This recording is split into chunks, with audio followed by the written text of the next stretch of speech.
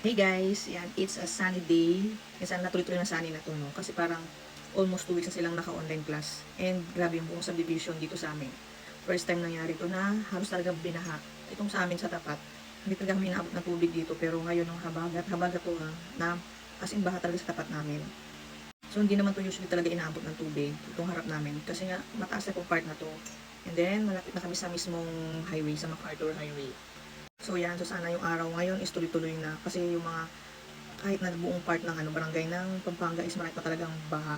And for sure, hindi agad-agad huhupa. So sana wag nang umulan. And ayun, stay safe everyone. So ngayon, nagko-coffee ako. Ito yung ininom ko. Si Cafe Macchiato. Ayan, ito ininom ko kapag crave ako ng sweets. And meron lang itong 20 calories per serving. Meron siyang glutathione and collagen. So at the same time, nakahelp siyang mapaganda ng skin. And pwede rin to sa mga diabetic and sa nakikito dahil nga stevia yung sweetener niya.